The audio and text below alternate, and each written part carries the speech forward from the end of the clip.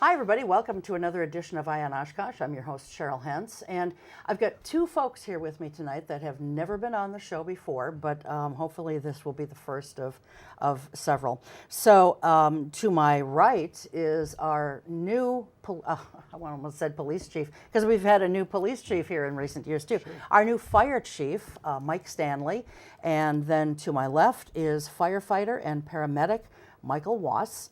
And so we're going to be chatting tonight about the fire department in general here in Oshkosh, some fire safety tips, and then Michael, I'll call you Mike, I'll call you Michael. Now I have to remember that I'm going to do that. You are also, did you found or co-found this organization? No, the organization's been around for 30 years. Okay. We did found along with 4 other Oshkosh firefighters, a local charity for Oshkosh. Okay. Oshkosh Firefighters Charitable Trust. Okay.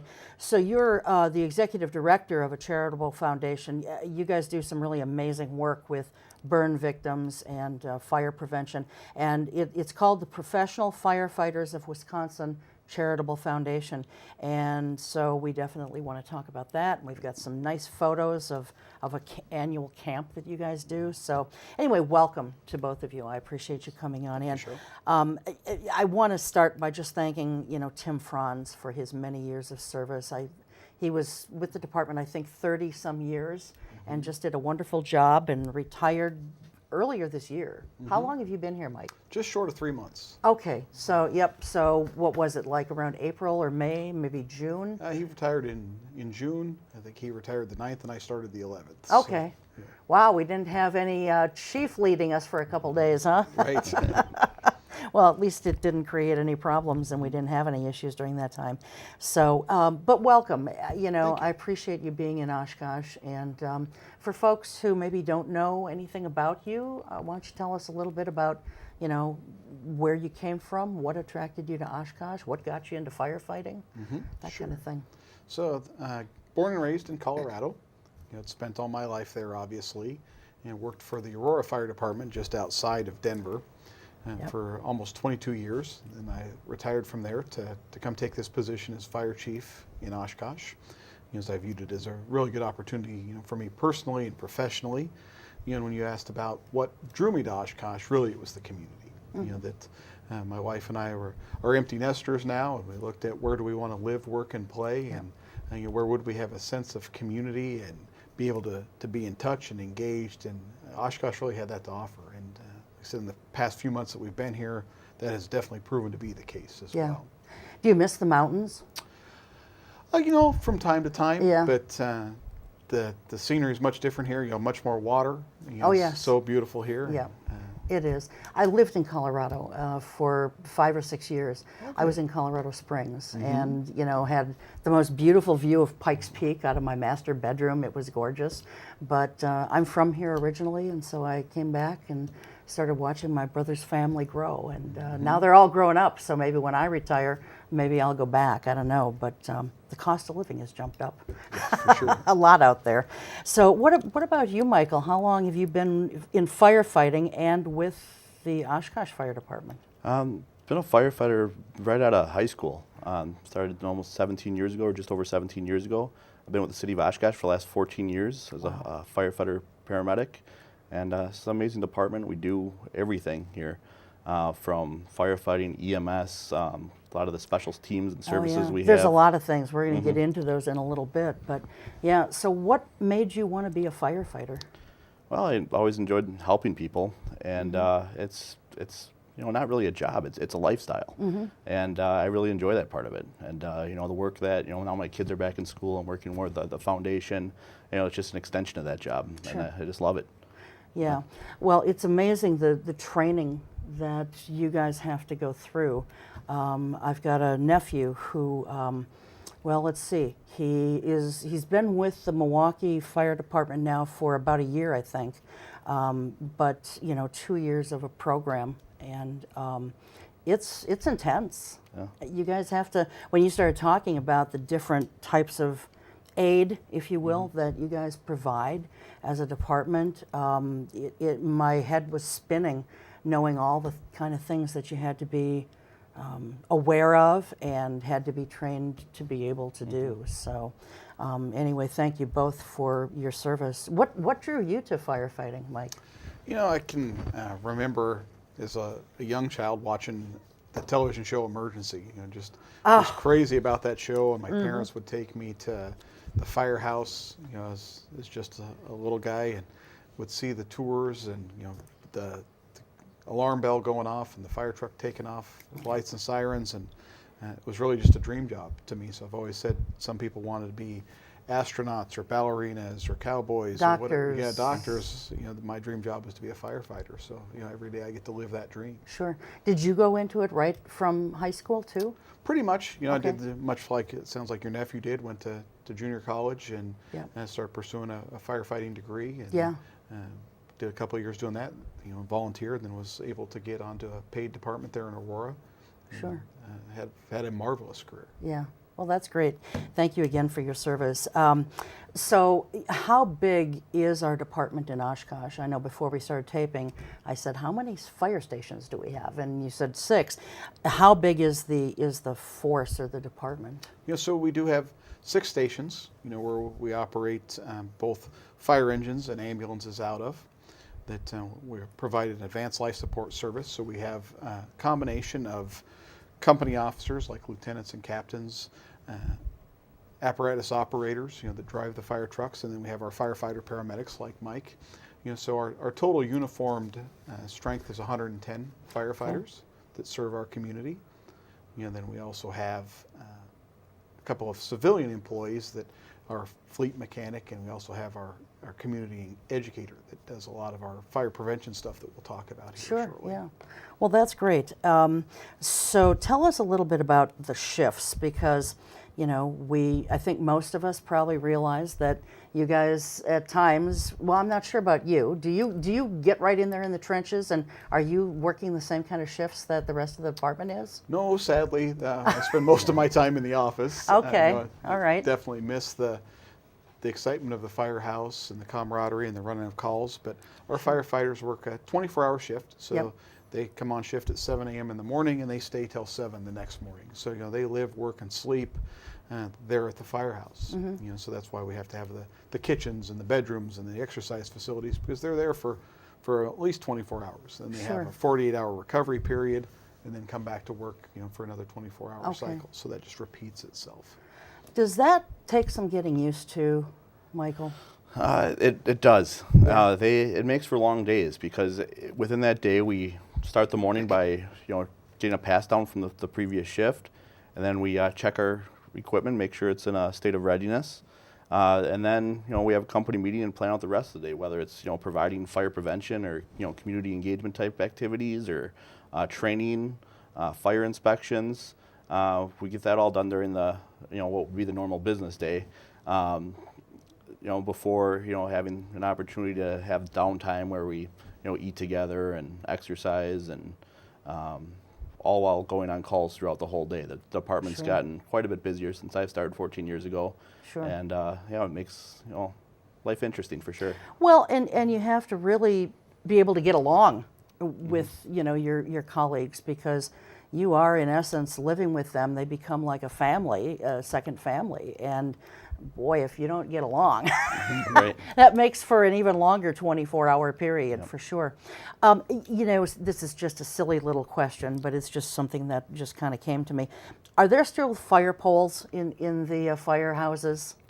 Oh, not anymore. Not When anymore? they renovated Station 15, I'd say probably 10 years ago, they sealed up the holes, and that was the end of that. But I still got to slide down them, though. I can say that. in I my bet career. that was Yes, kind of a yes. kick, huh? Yep. To be able to go down one of those. So, you know, frequently we will see fire trucks at local grocery stores and so forth. And over the years, I've had people say to me, you know, what are they always doing there? Why don't you find out what they're doing there? And I said, well, they're shopping. You know, I mean, tell us about that, because here again, you're living at the fire station, at the firehouse. Well, it's one of the great many traditions that we enjoy. I mean, for 162 years, here in Oshkosh, since the fire department was incorporated, Wow. That tradition is carried on. The guys eat together, prepare the meals. We talked about the shifts before, so there's a new shift coming on every morning. I like to go to the store, buy the food. Firefighters are cheap, so we usually see what's on sale the day of. And As a taxpayer, I appreciate yes. that. Well, that's a common misconception, is that the fire department or the taxpayer pays for the groceries. The firefighters pay for all that out of their own pocket every day. They do. Now, is that just because you guys are generous and want to, kind of give something back to the community above and beyond what you're doing? Or would the city pay for groceries if need be, or? No, that's pretty commonplace across the It country. is. Yeah, that's, and I guess the way to look at it is, the majority of adults go to work and nobody buys their lunch. Well, that's you're kind true. of your own Yeah. responsibility. Right. So, Yeah. that's just part of their work day, like it is with anybody else. Okay. But like I said, that is a very common misconception of that the taxpayer is paying for those things. The majority of the meals and the things that you see inside the station, like a television or fitness equipment, the firefighters have collected their money and pooled it to purchase that themselves. Okay. So at some point, I'm going to probably take a tour of one of the. Do you call it firehouse or fire station? What's the either one? Okay. Yeah. And so at some point, I'd like to take a tour of a station. We always welcome that for you and for anybody in our anybody, community. yep. We're a 24-hour, 7-day-a-week operation. We'd prefer you don't come by and visit at 2 o'clock in the morning if you're bored and lonely. But anytime during the day, stop by, ring the doorbell, and Sure. there'll be somebody there that'll be happy to give you a tour. Sure. Yeah. Well, I would definitely call because I'm an Sure. appointment kind of gal. Sure. But do you have like a living room there? I mean, kind of like just a house would have? Yeah, the way we do it, the firefighters every day we pay what we call a shift kitty. We pool our money together, and some of it goes for the meals, some of it goes in a fund for the house. So when a TV breaks, we're able to replace it. When some of the other things break, we're able to replace those, and it's nice. It's Yeah. come together, and we still get together in the lounge, and on the downtime in the evenings, watch TV, watch the news, whatnot between Yeah. calls, and Yeah. it kind of brings everybody together, which is great. Sure. Well, sleep deprivation, I don't know how that affects you because, you're not necessarily always getting a full 6 to 8 hours because something could happen. Nobody knows when an emergency is going to happen, and then your sleep gets interrupted. Is it difficult then to go back to sleep after you've been out fighting a fire or doing whatever else you've been doing? And you asked earlier, that's the hardest part to get used to, really. Yeah. I've been working downtown on Engine 15, and that's, that company's up a lot at night, along with Med 15, the ambulance, and I spent, 12 years working on an ambulance, and not only we cover the city of Oshkosh, but we also cover the 10 surrounding communities around Oshkosh, too, for EMS. So we provide an excellent service here, and sometimes not able to sleep, but at the same time, we're still there to provide a service and get the job done. So that's what we do, and you get used to it over time. Sure. Other than life support ambulance services to places like Omro and Winneconne and some of the other towns, are you providing firefighting services for them as well? Or- Only, in times of emergency where they would request us. Okay. So we have what would be called mutual aid.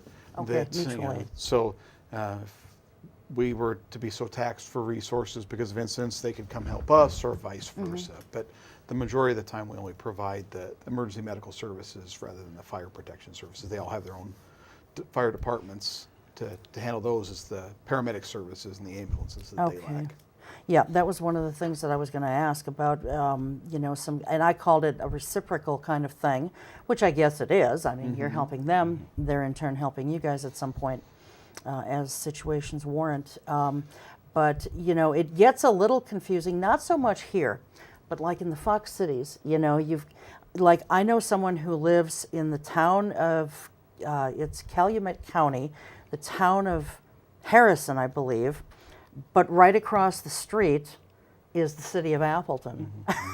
That's going to drive 911 operators nuts because they don't really know who to call. How does that work?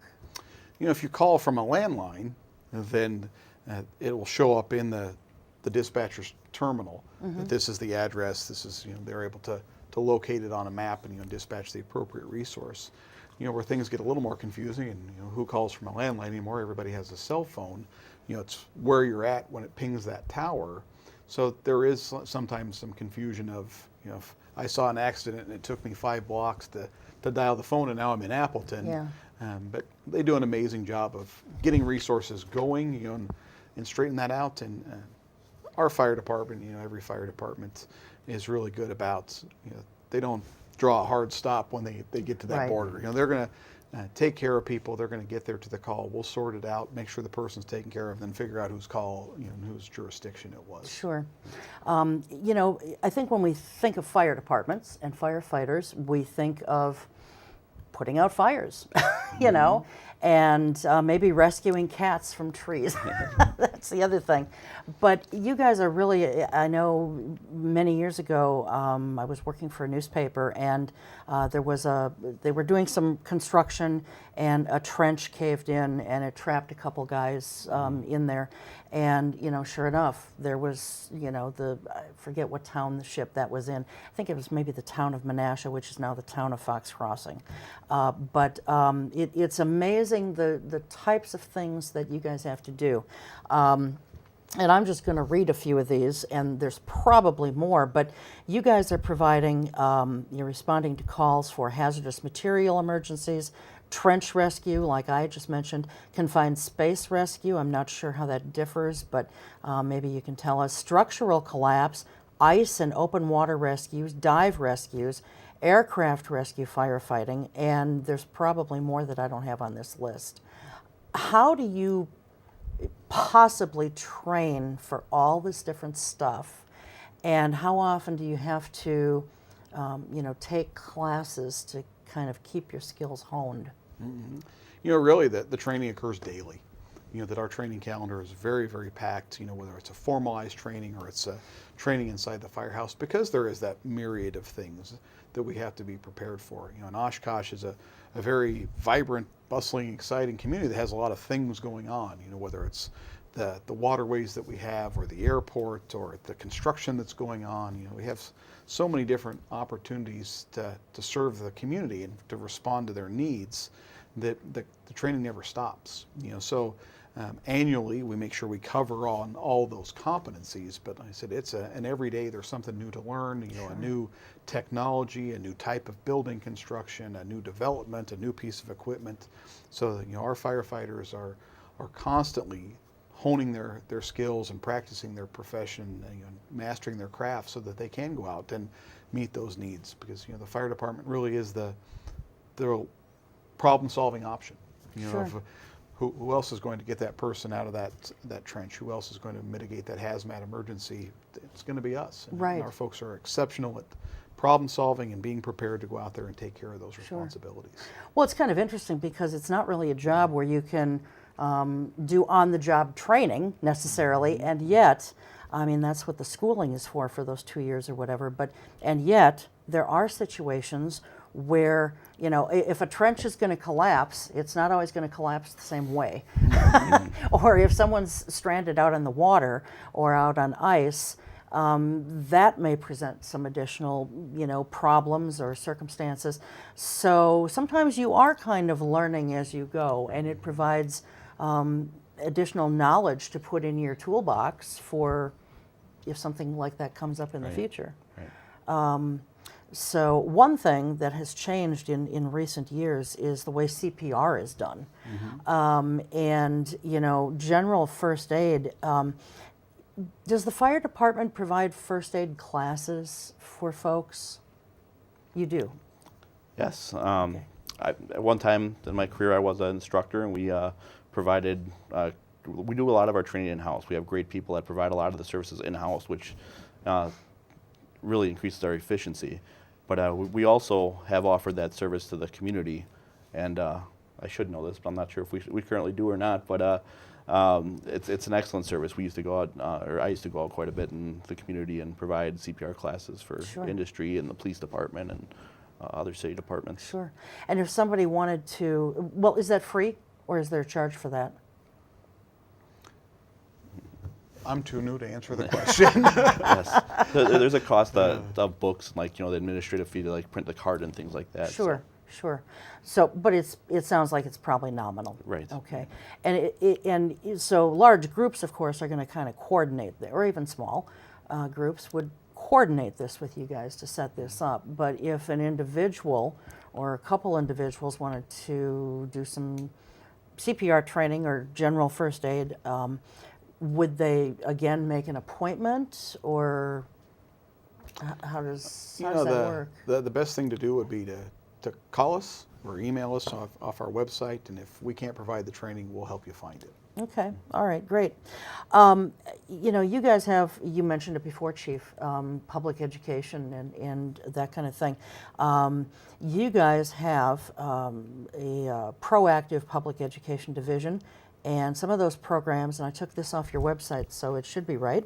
Obviously, the fire safety and prevention topics, but then there's first aid, which we just talked about, evacuation planning and procedures, summer safety. Well, we're leaving summer now, but we can talk about some fall safety tips. Tell us a little bit about your education program.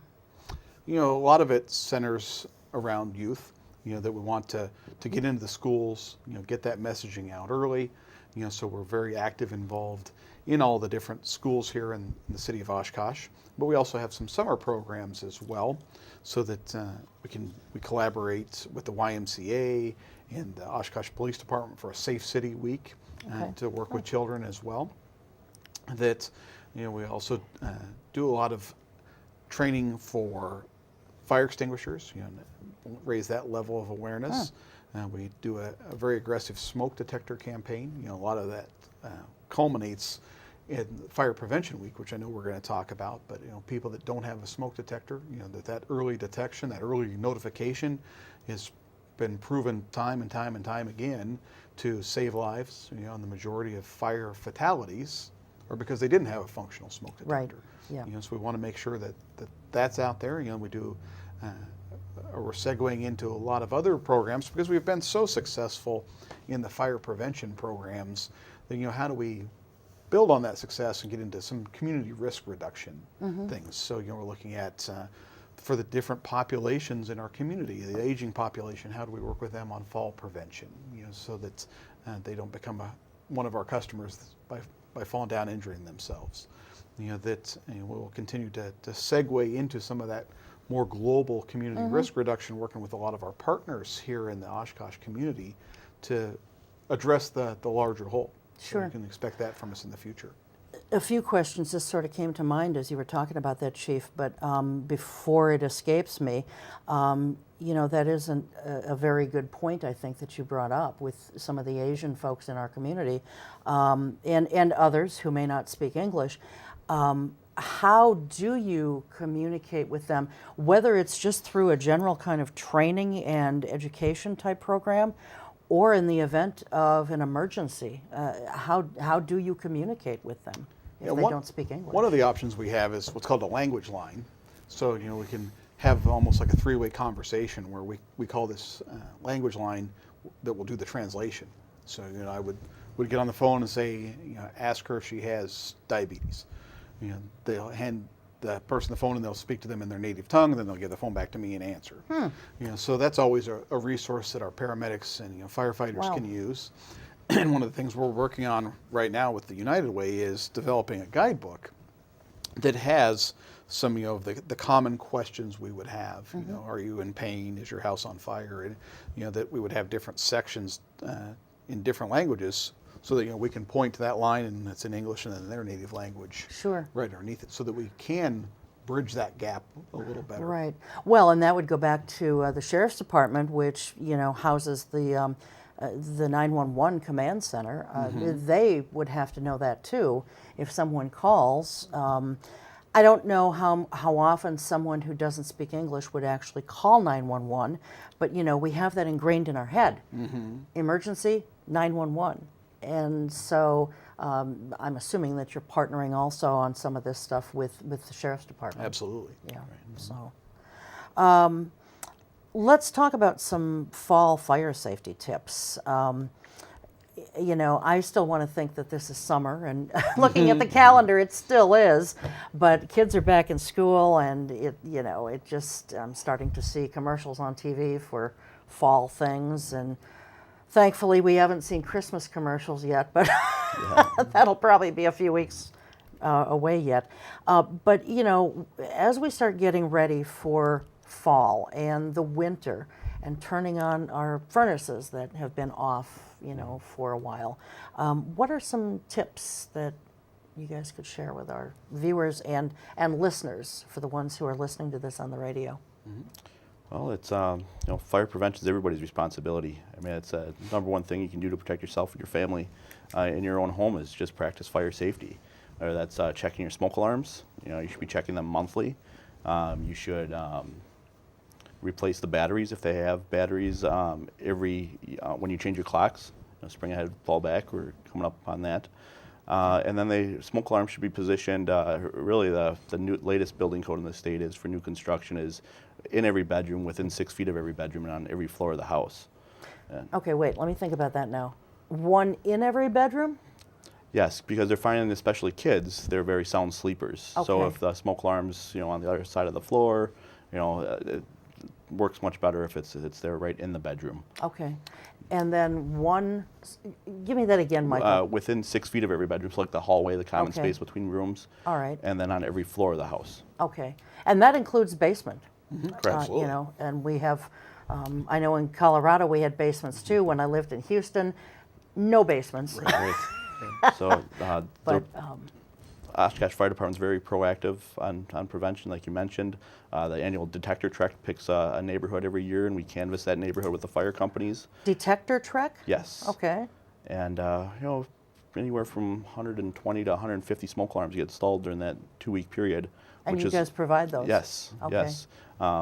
Yes. Through donations or whatever else, but they're providing the latest greatest smoke alarms with 10-year lithium-ion batteries that provide the early warning and really make a difference. We've had numerous cases of fires we went to and people were outside waiting for us because of the alarms our guys installed, which is what it's all about, and that makes us feel Sure. really good that we're making a huge difference like that through prevention. Yeah. Well, and one thing I don't think, some people may be aware of this, but I think a lot of people may not be. And that is that, at least in Wisconsin, and I know if you're watching this on YouTube, you may be living in a different state, but at least in the state of Wisconsin, it is a law, whether it's a rented house or just, an owner-occupied home, there you have to have smoke detectors and CO detectors, carbon monoxide detectors. And now with the law, do you follow those same guidelines, or are those just guidelines? Well, the department tries to make the greatest difference where we can. Sure, So sure. we'll check and replace the smoke alarms where they're needed, where the people are. We go to a lot of carbon monoxide alarms as well. Okay. And through the fire inspections at the company level, we'll inspect the common areas of apartment buildings. Yep. Checking, making sure grills aren't on balconies, making sure if they have gas-fired appliances that they have the carbon monoxide detectors in place and that they are operational. Yeah, I'm sure that there are some people out there who, they just want to do the minimum, because, those things can cost money, but it's a small price to pay when you're talking about your life or someone else's life, whether it's a family member or a roommate situation. But the minimum, if someone is just going to do that, just to get by, the minimum to meet the law is one detector on every floor, I think, right? Is that, or? That sounds familiar, yeah. Yeah. Yes. So like you said, those are for either rentals or commercial occupancies. That we inspect the common areas like Michael talked about for any commercial occupancy. But your home is your home. That government doesn't have a right to enter your home without your invitation. So Right. When people ask us to come in and look at what they have for detection, whether it's smoke detectors or CO detectors or fire extinguishers, we're always happy to do that. But Yep. we can't force anybody to let us Yep. do that. So we do the campaigns like Mike talked about, and he mentioned having a smoke detector in every bedroom, part of the reason we want that to occur too is that we encourage people to sleep with their door shut. As that door has a rating for fires, and it's designed to keep the heat and smoke out, and a lot of times that can make the difference in the survivability of the person that's inside that bedroom just by having the door shut. So sleep with the bedroom door shut, and that would apply whether you have a window. Well, never mind. All bedrooms under the law have to have windows. So, Right. I think the latest campaign from UL or Underwriters Laboratory is close before you doze. The close your door campaign. It buys you time. With fire doubling every, whatever 10 seconds or whatever it is. Fire grows fast, especially with modern furnishings and synthetic. Yep. The chemicals and the smoke that's released is really amazing. Not only hazardous to the occupant, but hazardous to firefighters too. A lot of those synthetic materials, when they burn, they're producing carcinogens that we're now finding out affect firefighters. Sure. Wow. And it's interesting here in the city, and I'm sure we're not unique, but we have a lot of new construction, and yet we have a ton of old housing stock. And boy, those things, they were built solid, but boy, in a fire, they can go like crazy. They go extremely fast. And so, what was that? Close before you doze. Yes. Okay, I like that. I had never heard of this before, and when I was a kid, when I was younger, I slept with my door closed just because I wanted more privacy. And I was a late night person, so I'd have the TV on, and I didn't want to bother my parents or anything. So I slept with the door closed then, but I have not done that in years. But it's interesting what you said about how it can give you a few extra seconds. Yeah, perhaps. even if you live by yourself, we would recommend you sleep with the bedroom door closed because, as Michael was talking about, that buys us some time. Sure. That you're protected, that we can get there, we can establish a water supply to the hydrant and pull the hoses and extinguish the fire, while you're still in a safe area. Sure. Fire Prevention Week is coming up. It's on October 7th through the 13th, and Fire Prevention Day is Tuesday, October 9th. And I'm sure that they probably designed that week or picked that week because that's when you are doing fall kind of winter fire safety preparations. Cleaning out, your if you have fireplaces, cleaning out the chimney flue or flues if you've got more than one, doing the smoke detector things, the carbon monoxide detector things. What are some other things that folks should be thinking about as we prepare for fall and winter? Think about furnace inspections. As we're going to start using the furnaces more for heat. And there's always that risk of carbon monoxide. Also, Michael talked about the change your clock, change your batteries, as the daylight savings time happens. We want you to change the batteries and all those. Check periodically. A fire extinguisher isn't meant to last forever. And there's usually a gauge on there that will tell you if it's in that green for it's charged up. So do you have charged fire extinguishers? Are they accessible? Do you have one in the kitchen? Do you have one in the garage or other places where you would have a workshop, or you have one in close proximity to the hot water heater and things like that? So we always would recommend that the people are evaluating that, making sure they have that. And then other things are just safe practices, because not only is there the fire prevention aspect, but we also respond to those medical calls. So, are you thinking about where water drains, and is that going to cause an icy area? As you're doing fall cleanup, are you wearing protective eyewear and gloves and different things? Sure. If you're operating lawn equipment and trimming trees, and are you do you have safe practices for your ladder to get up in the tree and climb the tree to do your pruning? So we think about all those type of things that happen in the fall of, how can we look at just not the fire prevention, but some injury prevention as well. Sure. And people getting up, trying to string Christmas lights up or Halloween lights. I know a lot of people these days are kind of getting into decorating for every holiday, it seems. So they'll have orange and black lights in trees for Halloween. But, in this climate, when it gets cold, it gets cold fast. And so I know a lot of people who want to get those lights up. They don't necessarily turn them on, but they want to get them up before it gets too doggone cold. So yeah, safety with the ladder is another good thing. So we've talked a little bit about fire safety here.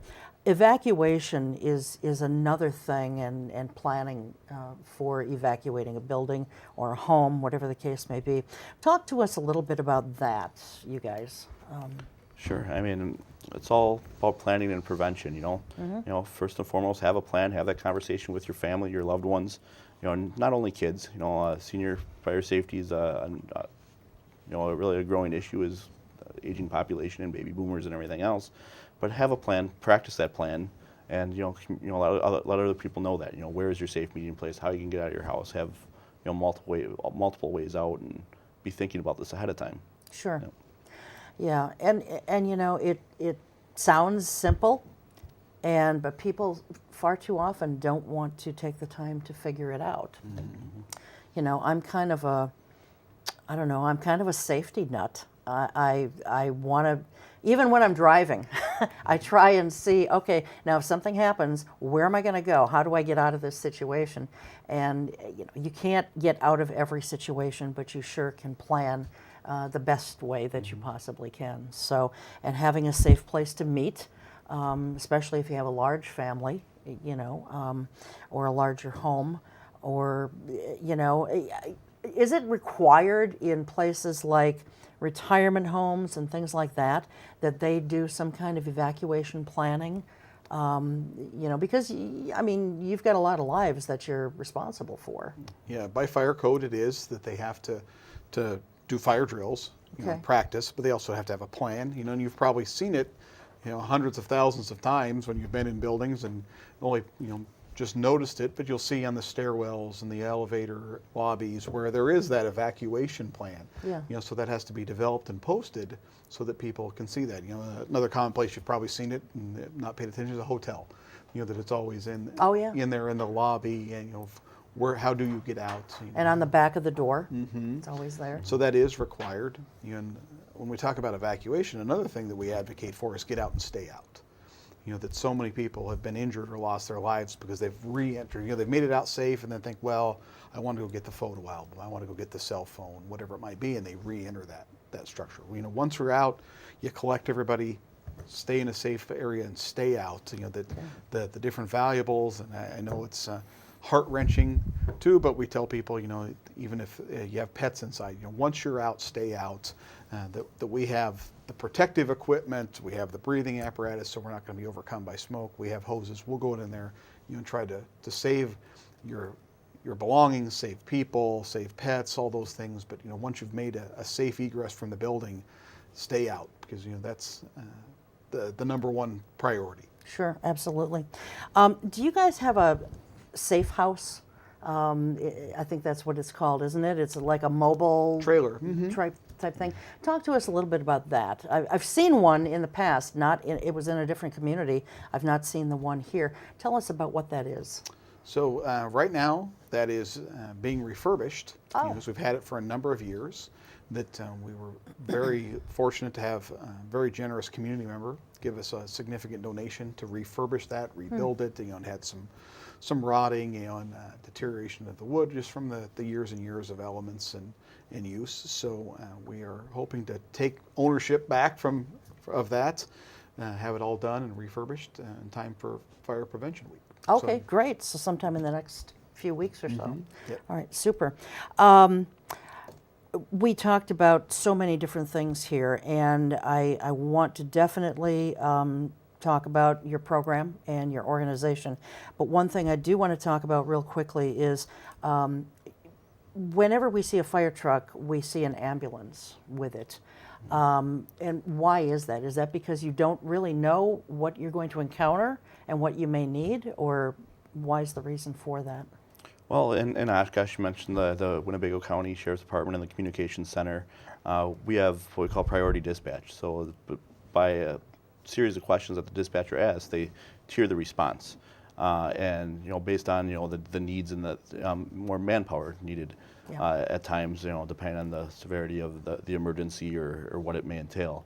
So we're dispatched, either sometimes an ambulance alone, sometimes a fire truck alone, sometimes a fire truck and ambulance, and maybe even more, for a car accident or a structure fire, something Sure. like that. Yeah, and one other thing, just real quickly, kind of along those same lines, I had a situation where I had a grease fire in my kitchen when I lived in Colorado, and I used my Extinguisher? thank you. The Absolutely. word just escaped me. But certain fires have to be put out in certain ways. Water doesn't work for all of them. So I've always been real adamant about having, extinguishers in the kitchen and even in the cars, because sometimes you see car fires.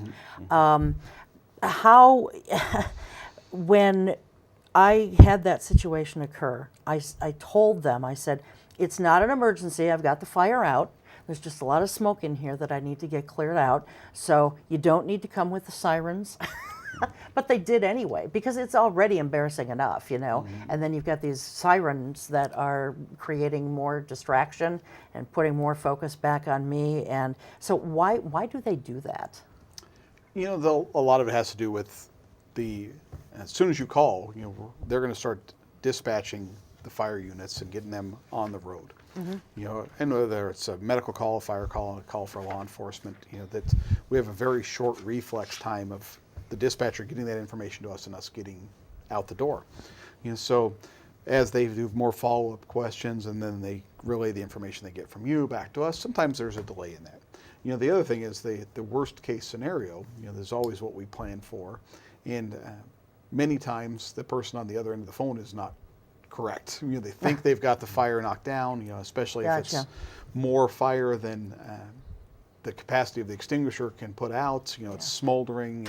A lot of times too, where you don't see the fire anymore that started on your stove, but it's up into the cabinets and up into the wall. So we want to make sure that we get there and make sure that the fire is stopped, there's no more loss occurring, there's no more threat. Because if we take our time getting there and that person was wrong, especially if you have second and third hand information, I saw the neighbor had a grease fire and they said it's out. We want to verify that to make sure that the emergency has stopped.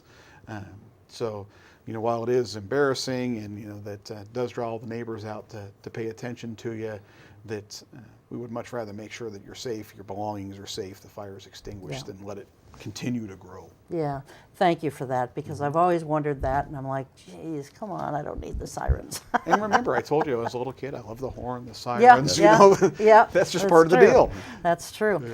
So Michael, let's talk about your foundation. Again, it's called the Professional Firefighters of Wisconsin Charitable Foundation. When did it start? Why did it start? So our organization is a continuation of the Wisconsin Alliance for Fire Safety. That started almost 31 years ago in the city of Milwaukee. Within a span of 15 days, there was 3 fires that took the lives of 20 people, including 17 kids. Oh. And it was the same firefighters that responded to those incidents. It was the same shift, the same area of the city. And these guys got together and they formed the Alliance for Fire Safety.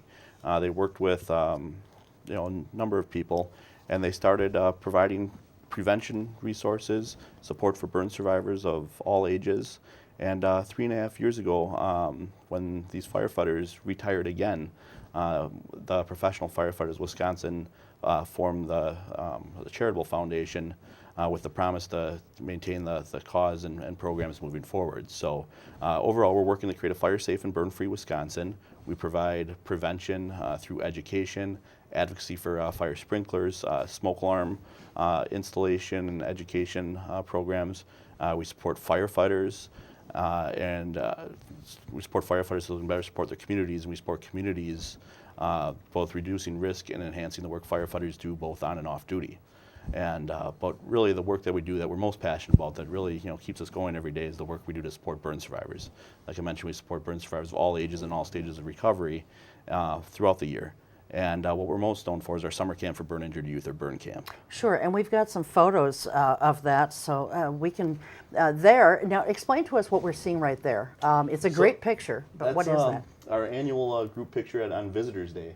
So we Okay. have fire departments from all over the state come down to our camp, which is at Camp Timberlee, just outside of East Troy, Wisconsin, near, Okay. near Whitewater. And we have, this year we had 32 fire trucks from around the state come out and do a parade for the kids. And the kids ride the fire trucks, provide lunch. It's a free summer camp for kids ages 7 to 17 with life-changing burn injuries. 7 And- to 17? Yes, Okay. and we're always looking to help out. If you know of any burn survivors in the community, please have them contact us because we have year-round services and support that really make a difference in their lives. Sure. We just saw some girls, I think on a splash pad or whatever. Here we've got someone riding a horse. There's someone riding a motorcycle. And rock climbing. Rock climbing, yeah, we do it all. I mean, we provide these services for the kids that they're never they're looking for a great experience. They come to camp, which builds self-confidence. And number one thing we hear from the burn survivors is they get to be with people just like them. A lot of times, burn survivors will go through life without ever meeting anybody that's going through what they're experiencing. So this really brings them together and creates this sense of community and network of support that lasts a lifetime. Sure. So is it, I mean, the ages again are 7 to 17. And is this, so you said it doesn't matter how badly they were burned, or I guess I'm a little confused, Yeah. and I want to make sure that viewers and listeners understand it too. So have they had to have suffered an injury, or is it something where their house could have been on fire? They got out in time, but maybe they lost a lot of stuff or whatever. Because I can imagine that can be traumatic too. Yes, so we say life-changing burn injuries. Okay. So usually, as like the initial metric we use is we look at how many burn survivors are seen in the emergency room, and of those, how many were admitted into the hospital. Okay. So every year we know about 480 kids in Wisconsin are burned, have burn injuries bad enough to be admitted into the hospital for some period of time. And now that we know that, we know that we're only capturing a small part of that every year. We know there's much more kids that could benefit from our programs out there. So we're really trying to get the word out about our programming so we can help them. Okay.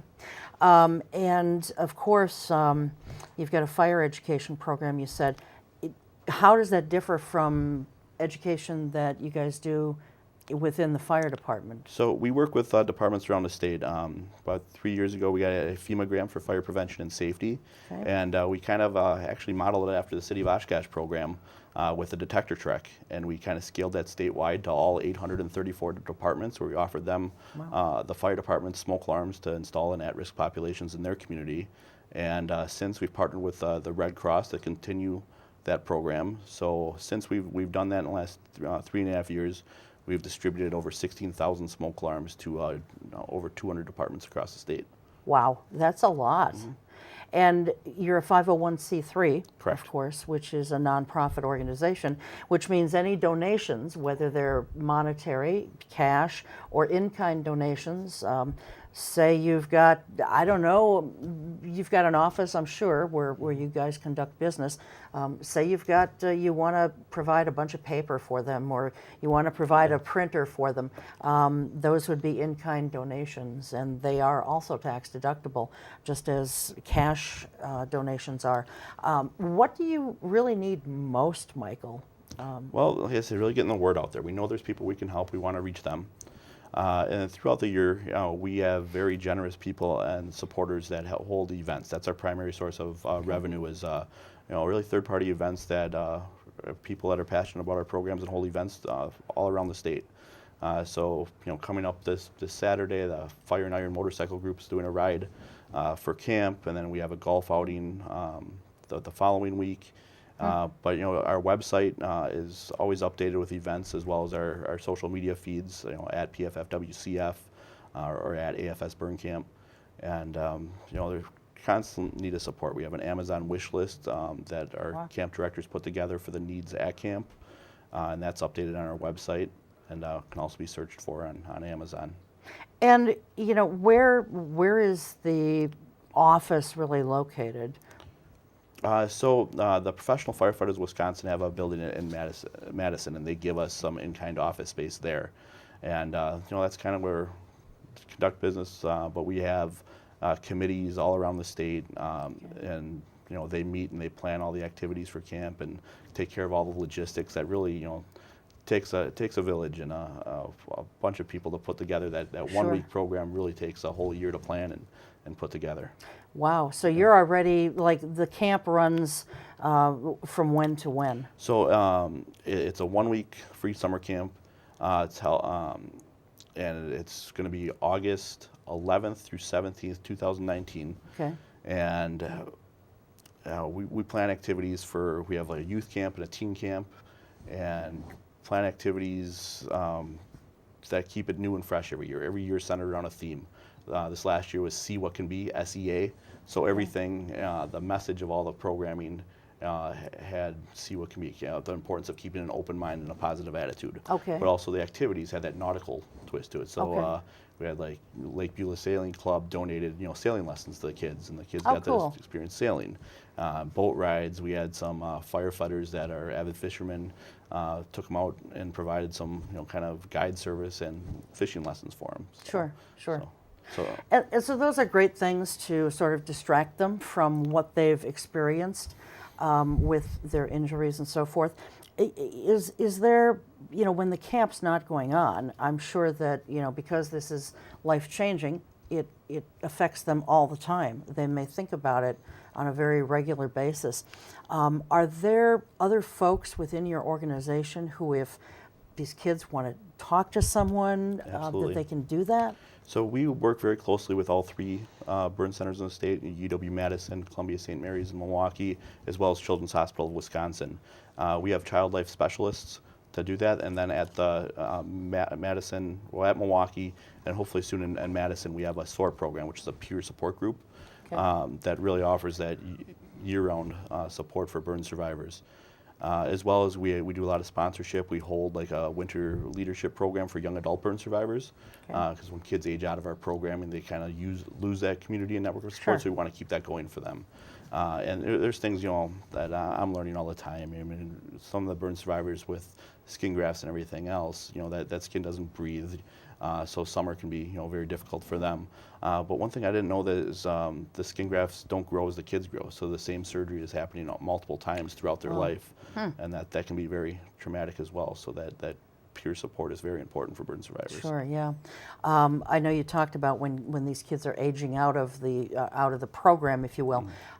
Does your organization, does the Oshkosh Fire Department, anyone have any kind of similar type program for adults who have been burned badly in fires? Yeah, so our camp staff is actually a third of our camp staff are former campers or burn survivors themselves, which is huge, and they're giving back. It comes full circle with our programming, from prevention to support for the burn survivors, and now they're giving back and helping out. And then that SOAR program that I mentioned is that peer support for people of all ages. And next week we have the World Burn Congress in Michigan, so we're sending a Wisconsin delegation of 17 burn survivors to the World Burn Congress in Michigan. Yeah, well, that's great. If people want to, I mean, certainly you're happy to take any kind of donation that someone will give you, and if they make arrangements to get it down to Madison, that's great. Otherwise, I'm sure that they can contact you in some way to get it to you if they're local.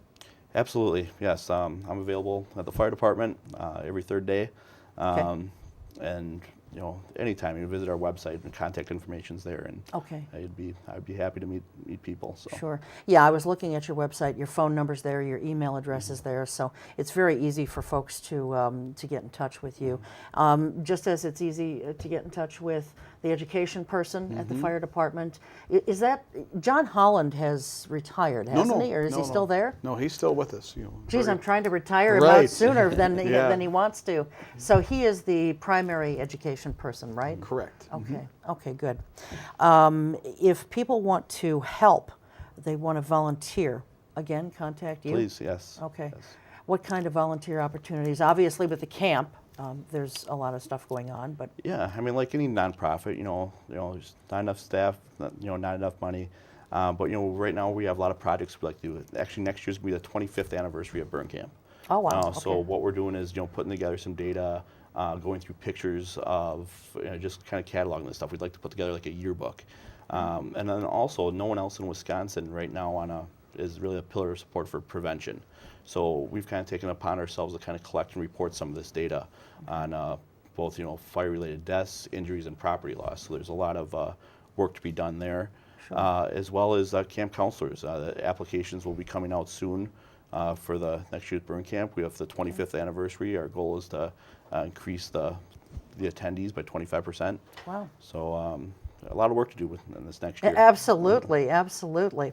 Well, on a very lighthearted and historical note, I want to talk about Dalmatians, because they have always been associated with fire departments and firefighters.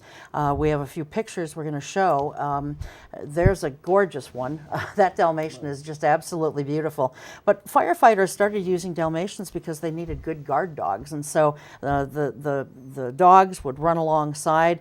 They also formed a nice bond with horses, and they kept them calm. They would protect not just the horses, but the firefighters' equipment and that kind of thing. And I want to go back to one in particular, and it's that one right there. I don't know if you guys are familiar with this at all, but that is, well, again, now the town of Menasha has changed their name to the village of Town Crossing, or I'm sorry, Fox Crossing, or the town of whatever. But they have this outside of one of their fire departments, and they have a message, a fire safety message on one side. On the other side, it's a different fire safety message. But that Dalmatian statue has been there for years, and I've never seen anything like that at any other fire department, but it definitely grabs your attention. You can see I took that picture in the winter. There's plenty of snow on the ground. But I just, that it's eye-catching, and so it definitely draws attention to the messages, and I'm sure that was their purpose in doing that. Does our local fire department have a Dalmatian as a mascot, or did they ever? Chief Franz, you mentioned the chief that just retired after 18 years as being the chief. He had a Dalmatian that he brought to work with him during the day, which was... Well, it was his. He owned it. Yes. Okay. Yeah, one stay the night, and it was pretty well behaved in the office, but that's as close as I've ever got in my career. But I don't know, Chief, can we have a dog?